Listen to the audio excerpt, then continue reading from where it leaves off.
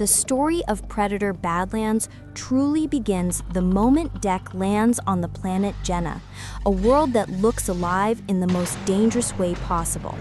The air feels thick, the ground pulses with movement, and the forests are filled with creatures that seem designed specifically to tear intruders apart.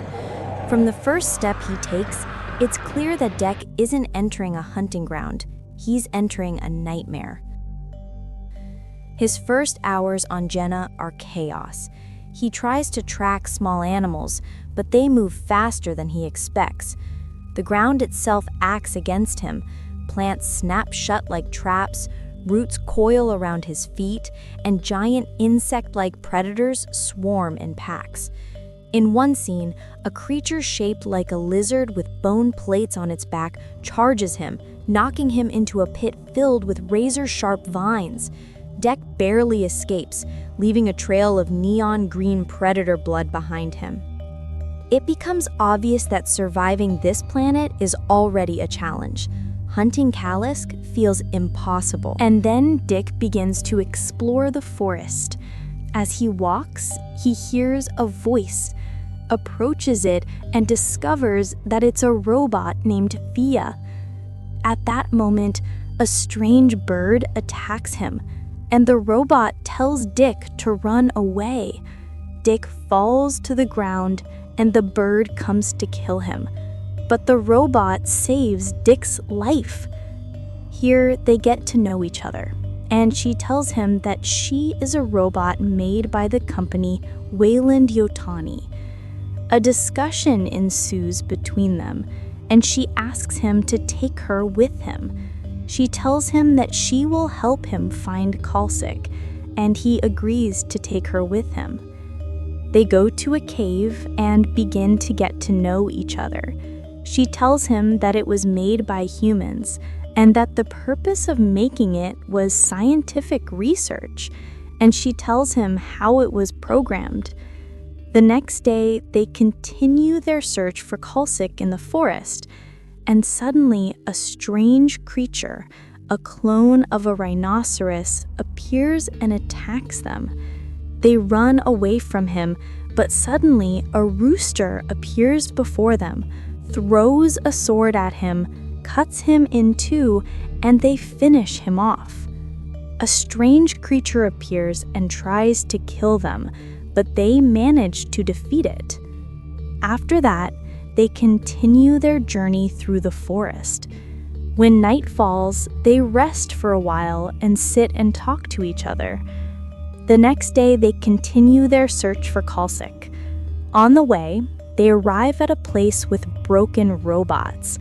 Dec asks Thea what these things are, and she tells him that Kalsik killed her team. Dec gets angry and blows up the place. The monster hears the explosion and comes towards them, and then a fierce battle ensues between the monster and Dec.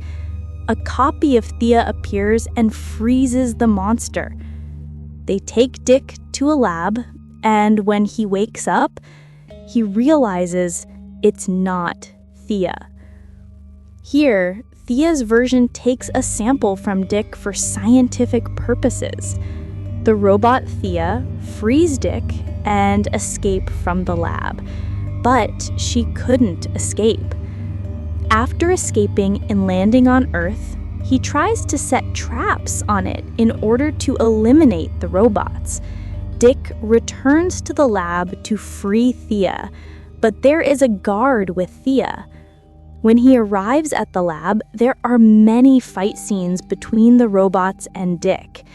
Thea's clone tries to defeat Dec with a large robot she controls, and a fierce fight ensues, but his friends help him. They defeated the robot, but Tessa, the Thea clone, didn't die. The monster swallowed her. Suddenly, the monster exploded, its ash filling the space. Tessa began talking to Thea, telling her that she had betrayed them and deserved to die. She aimed a laser at Thea's chest, but Dec killed her from behind. Thea thanks Dick and tells him he is now part of the Yaucha clan.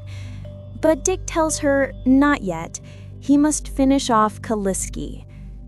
Finally, Dick meets Kaliske, and a discussion begins between them, which then turns into a fight, and Kalisk orders his men to kill Dick. But Dick finishes them off, and we reach the final fight between Kaliske and Dick.